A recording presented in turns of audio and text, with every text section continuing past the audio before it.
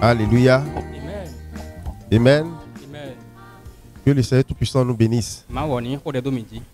Il a plu à notre Seigneur Jésus de nous avoir réunis autour de sa table afin que nous écoutions la parole. Cette parole qui produit la vie dans nos cœurs. Cette parole qui transforme nos vies. Mes chers frères et sœurs dans le Seigneur, il est quand même bon de tailler une importance capitale à cette parole-là. Quand sans elle, il n'y a pas la vie. C'est pourquoi le Seigneur nous a accordé ce privilège pour que ce beau moment, on puisse le passer dans sa gloire. Le sujet qui est intitulé la fin de toutes choses est proche. La fin de toutes choses est proche. Ce sujet est tiré du livre des Épîtres de Pierre. 1 Pierre chapitre 4 à partir du verset 7.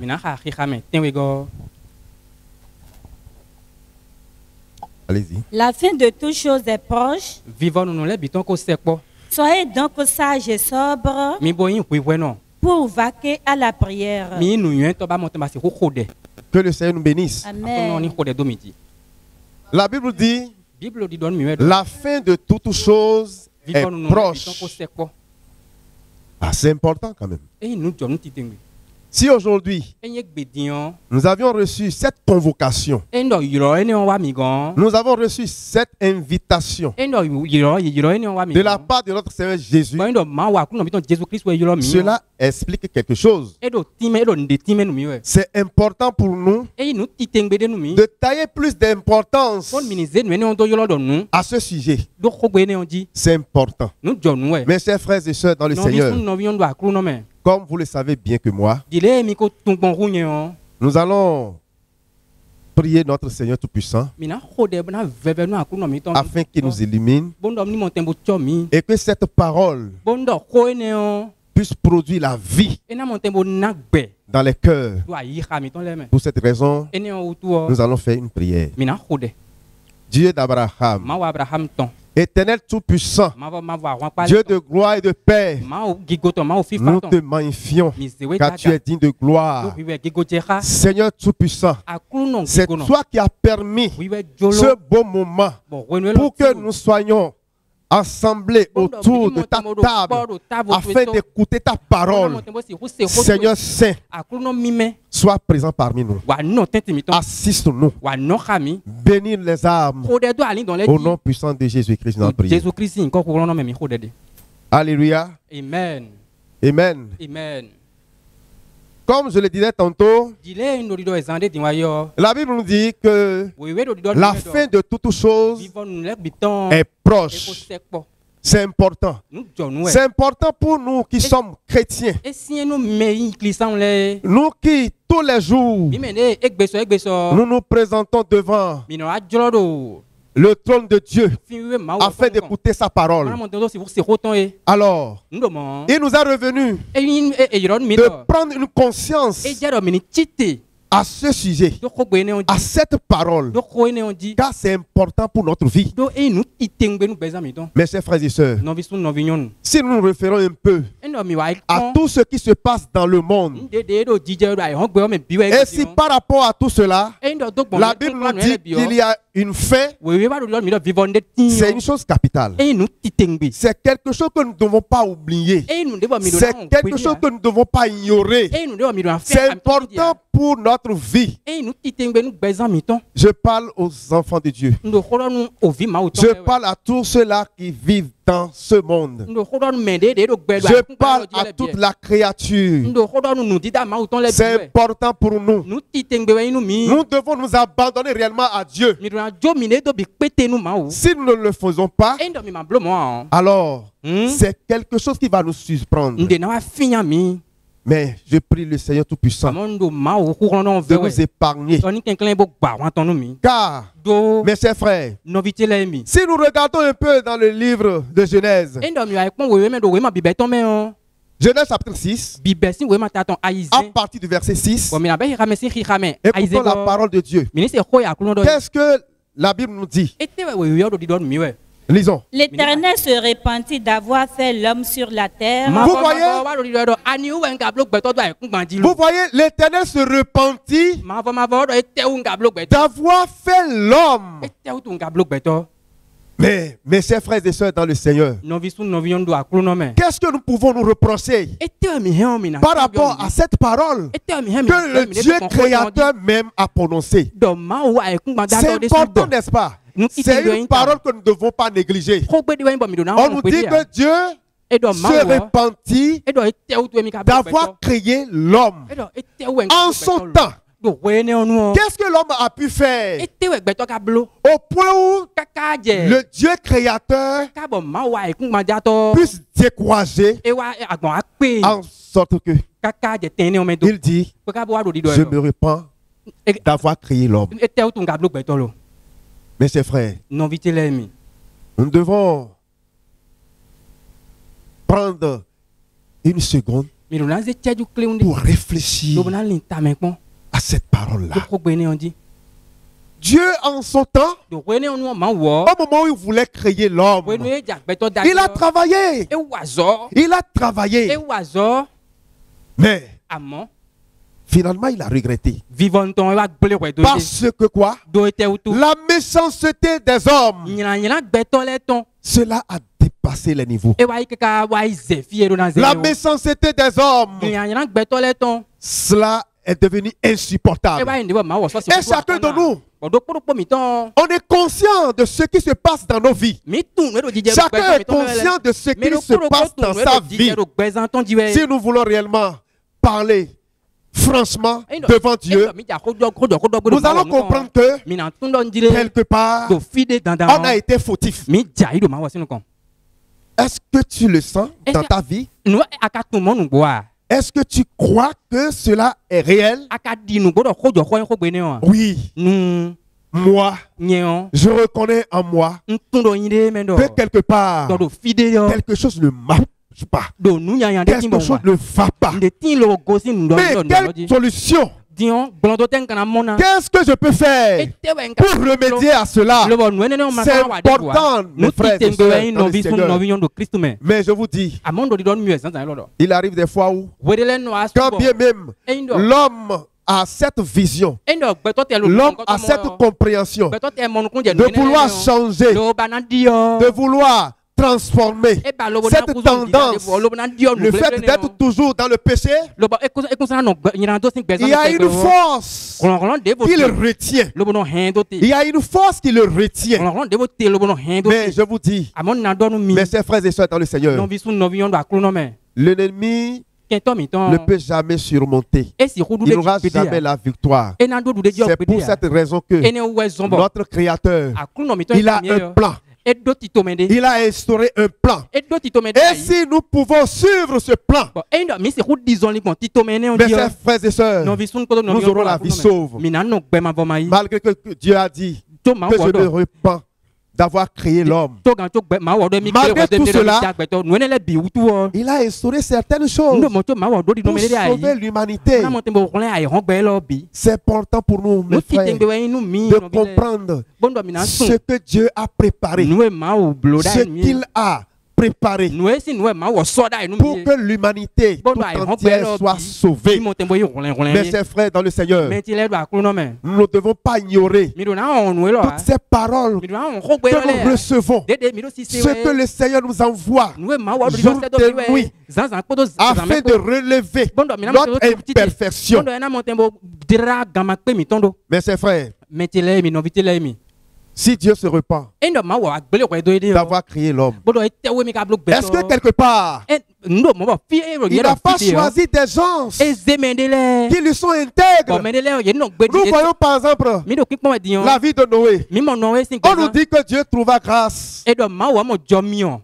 Il trouva grâce. Noé trouva grâce aux yeux de Dieu. C'est important. Cela veut dire que toi aussi tu peux être choisi. Si nous descendons un peu dans le verset. Dans le verset 7. Allez-y, nous allons voir.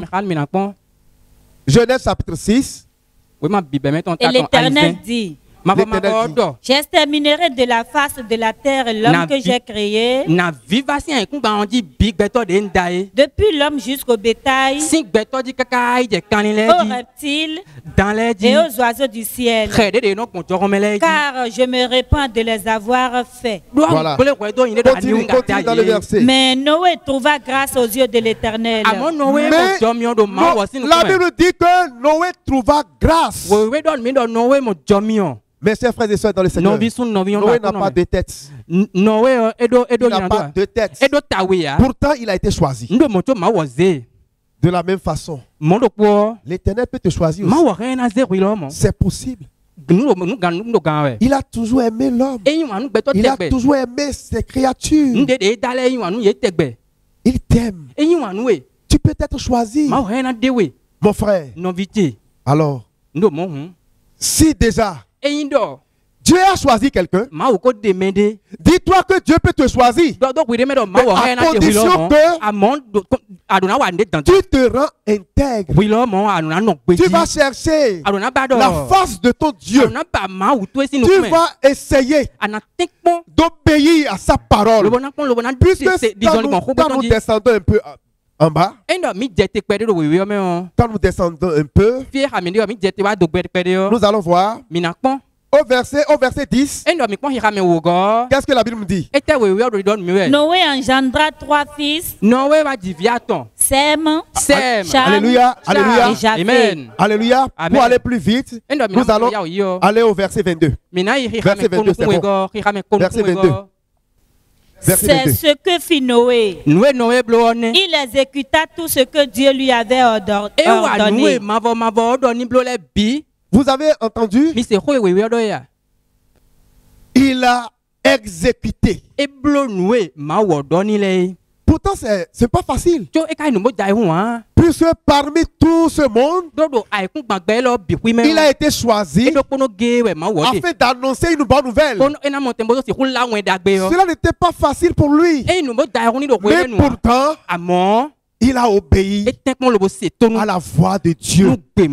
Alors de la même façon, toi aussi, moi aussi, nous avons la capacité d'obéir à la voix de Dieu. Si nous désirons réellement, si nous avons la volonté, cela arrivera. Cela arrivera certainement. Parce que Noé ici, on nous dit qu'il a exécuté tout ce que Dieu l'a dit. C'est important. Alors, mon frère, ne te dis pas que une fois que tu es déjà tombé, une fois que tu es déjà accablé de péché, ne te dis pas que le relèvement est impossible. Car la Bible nous dit, si nous perdirons dans nos péchés et que cette fin arrive, alors c'est un danger pour notre vie. Alors c'est la GN. Alors pour être épargné de cela, c'est le moment. C'est le moment. Un moment de prise de conscience. C'est le moment. Un moment que toute chacun. Nous allons prendre conscience. Et pour le faire, mes chers frères et sœurs dans le Seigneur, nous allons nous comporter comme l'enfant prodigue. Comment lui il a fait? Quand il s'est retrouvé dans l'incapacité, finalement il a décidé quelque chose. Il a pris une décision. Alors, le livre de... Nous allons voir le livre de Luc, chapitre 15. À partir du verset 17. Étant rentré en lui-même, la Bible nous dit, étant rentré en lui-même, il se dit, combien de mercenaires chez mon père ont du pain en abondance?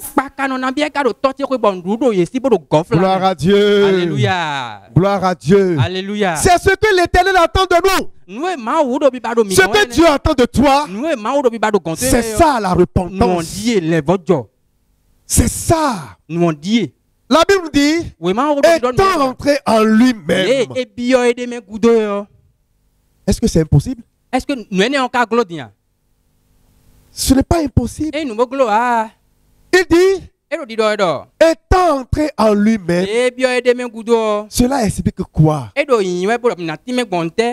Cela explique que je ne veux pas vivre éternellement dans le péché. Mon frère, il y a une issue. Il y a une issue par laquelle tu peux avoir la vie sauve. C'est de t'examiner.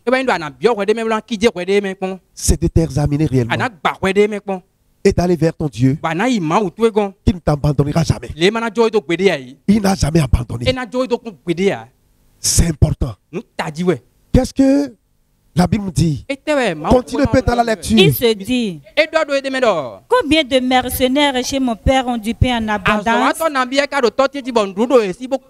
Et moi ici, je meurs de faim. Je me lèverai, j'irai vers mon père et je lui dirai, mon père, j'ai péché contre le ciel et contre toi. Je ne suis plus digne d'être appelé ton fils. Traite-moi comme l'un de tes mercenaires. Alléluia. Amen. Amen. Amen. Vous avez vu comment il a réagi? Mais l'Éternel sera à son côté. Vous verrez que l'Éternel ne va jamais l'abandonner.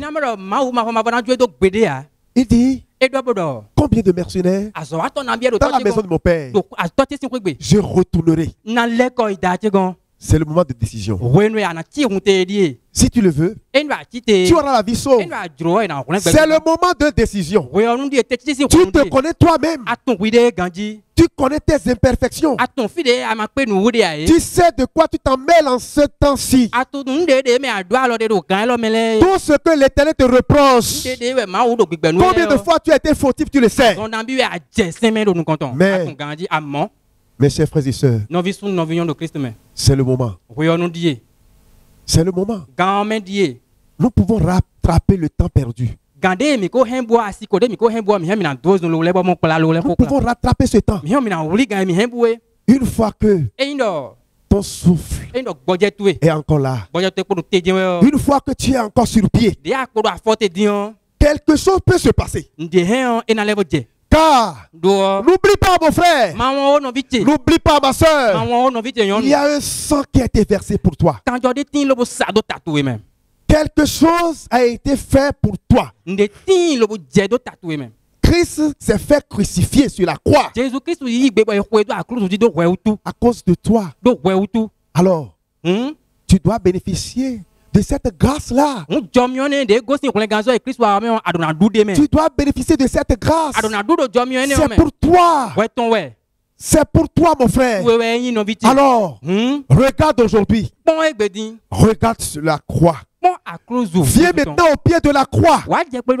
Quelque chose t'attend là. Il y a un miracle qui t'attend. Viens avec tes péchés. Moi, je ne te dis pas combien de fois tes péchés sont nombreux. Non. Dieu, lui, il a porté toutes ces choses-là. Cela ne lui faisait pas la peine. Il a pris tout ça afin que tu aies la vie. Alors viens vers lui. Il t'attend maintenant. Il t'attend. Qu'est-ce qui t'a emprisonné? C'est l'adultère. C'est la fornication. C'est la médisance. C'est quoi? La calomnie. J'en passe. Mais le Seigneur t'entend. Il t'attend. Il veut t'accorder quelque chose. Maintenant, viens au pied de la croix. Là où le sang coule. Là où le sang coule. Puisque si nous voyons un peu ce malfaiteur qui est à la droite de Dieu, ce malfaiteur qui est à la droite de Christ, ce jour-là, qu'est-ce que lui il a dit? Qu'est-ce que ce malfaiteur il a bénéficié de quelque chose? Qu'est-ce que ce malfaiteur a dit? Il a gagné. Il a gagné. Il était près de la mort. Mais malgré tout cela, le Seigneur l'a sauvé. Puisqu'il disait en ce jour, Père, souviens-toi de moi. N'est-ce pas? Il dit, Seigneur, nous recevons ce qu'on méritait nos crimes. C'est ce qu'il a dit. Mais l'autre, lui n'a pas pu bénéficier de cette grâce. Parce que quoi? Il n'a pas la réflexion. Lui ne veut pas se détourner de ses péchés. Pour lui, tout ce qui le tient à cœur, c'est le monde. Mais l'autre, il dit non. Il y a une fin. Il y a une éternité. Il y a une fin. Il y a une éternité. Pour cette raison, alors, je dois me préparer pour hériter de cette gloire-là. Mais ce jour, Jésus-Christ lui disait, aujourd'hui, peut-être que tu n'as pas péché plus que celui-là. Peut-être que tu n'as pas péché plus que ce malfaiteur. Puisque, qu'est-ce qui se passe?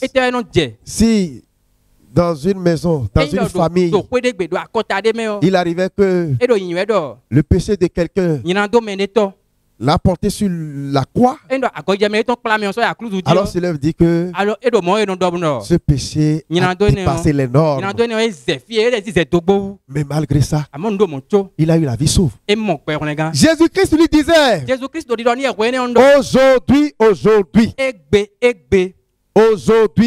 aujourd'hui, tu seras avec moi dans le paradis.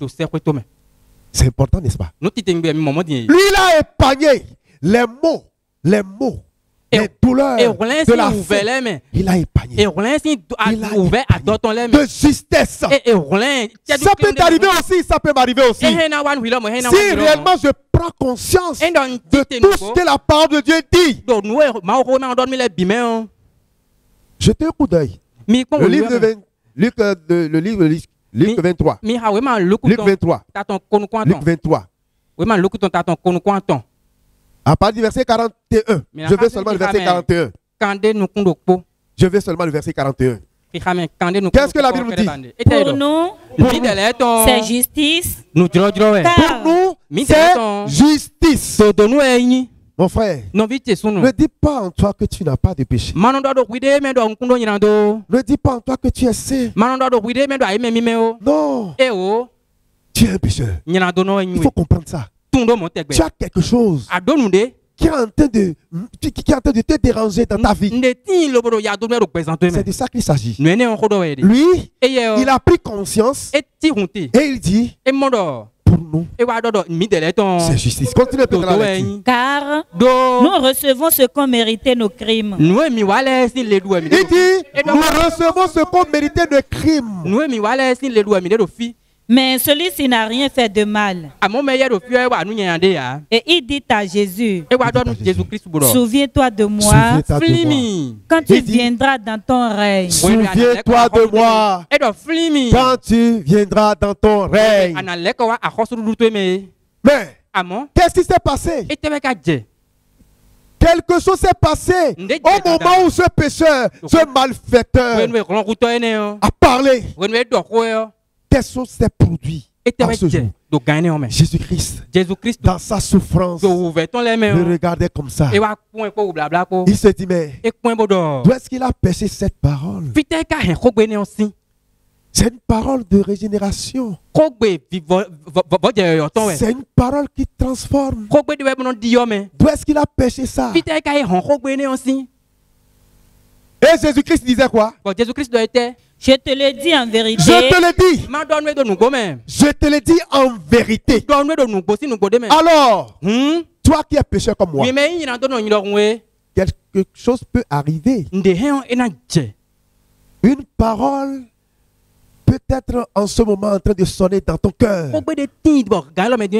Si réellement tu te détournes, si réellement tu viens vers Dieu, si réellement tu viens au pied de la croix, si réellement tu pries, tu l'invoques,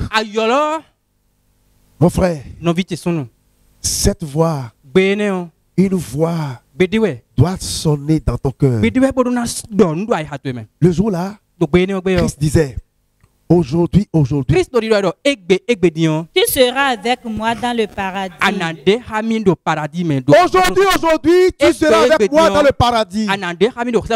C'est fini. Il a gagné. Il a gagné. Il a gagné. Il a gagné.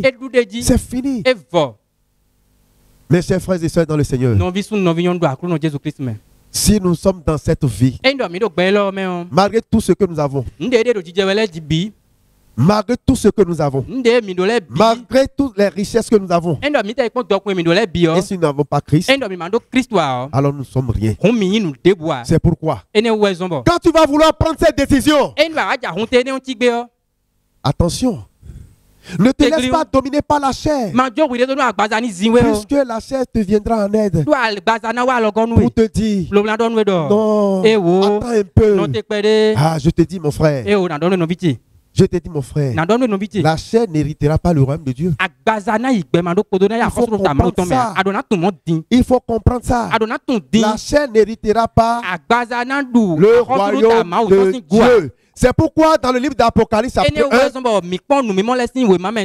partir du verset 3, la Bible nous dit, Apocalypse chapitre 1, à partir du verset 3, qu'est-ce que la Bible nous dit? Celui qui lit et ceux qui entendent les paroles de la prophétie. Attention, heureux celui qui lit et qui entend la parole de Dieu. Effectivement, une chose est de lire la parole. Une chose est d'écouter la parole. Une chose est d'aller à l'église. Une chose est d'être pasteur. Un dirigeant de l'église. Que sais-je encore? Mais est-ce que devant Dieu, est-ce que c'est ça qui est important? Puisque quand nous descendons un peu, la Bible dit quelque chose. Il dit, et qui garde les choses qui sont écrites. Et qui garde. Mais non, nous les choses qui y sont écrites. C'est important, mon frère. C'est important. Mon frère, dans le Seigneur, j'espère que le Seigneur ne nous abandonnera jamais. Alors, quand nous voulons prendre une décision, ne regardons pas tout ce qui est autour de nous. Ne regardons pas nos richesses. Puisque Jésus-Christ a parlé à propos de tout cela. Dans le livre de Marc, chapitre 13, à partir du verset 1er. À partir du verset 1er, allez-y. Qu'est-ce que la Bible nous dit? Marc chapitre 13, lorsque Jésus sortit du temple, lorsque Jésus-Christ est sorti du temple, un de ses disciples lui dit, Maître, merci. Regarde quelle pierre et quelle construction. Alors voilà les problèmes auxquels vous serez confrontés. Quand vous allez vouloir prendre une décision, la chair va se présenter. Les richesses vont se présenter. Alors vous serez bouleversés. Et Christ est en train de nous signifier quelque chose ici. Il dit quoi?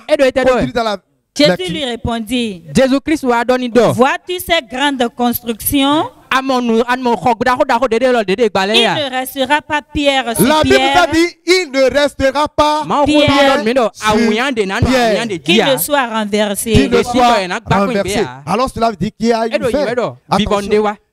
Voyez, cette église de Jérusalem, voyez, tout ce qu'il y a comme accoutrement, comme embellissement. Mais la Bible dit, Christ dit, Jésus-Christ il ne restera pas pierre sur pierre. Mon frère, sur quoi toi tu vas te baser pour ne pas croire au Seigneur Jésus-Christ?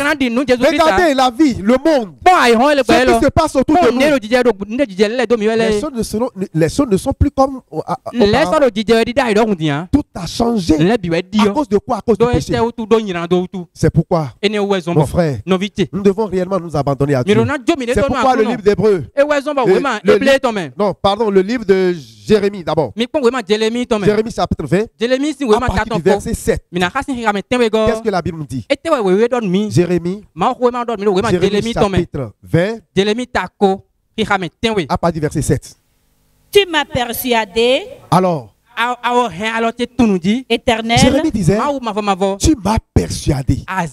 Aujourd'hui, le Seigneur est en train de nous communiquer un message.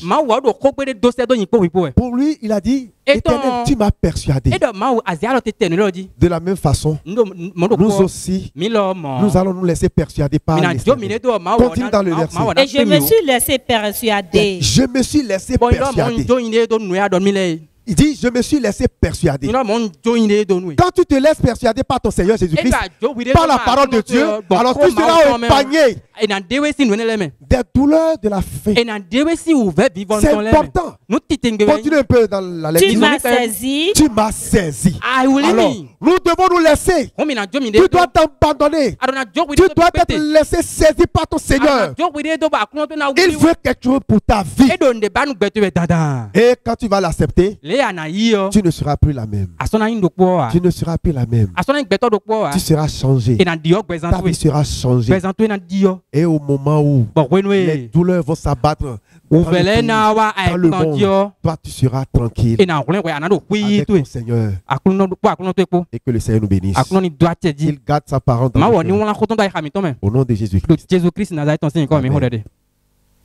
Nous allons prier. Dieu d'Abraham, Éternel Tout-Puissant, nous te bénissons, Seigneur. Nous te magnifions. Toi qui as permis à ce que ce beau moment, nous puissions entendre ta parole. Nous savons que tu es présent parmi nous. Seigneur, cette parole qui donne la vie, cette parole qui procure la vie. Seigneur, j'envoie ta parole dans la vie de ceux qui l'entendent en ce moment. Que cette parole procure la vie dans nos âmes. Et que Seigneur, tu nous gardes. Et que ta paix règne dans nos vies. Au nom puissant de Jésus-Christ, nous avons prié. Amen.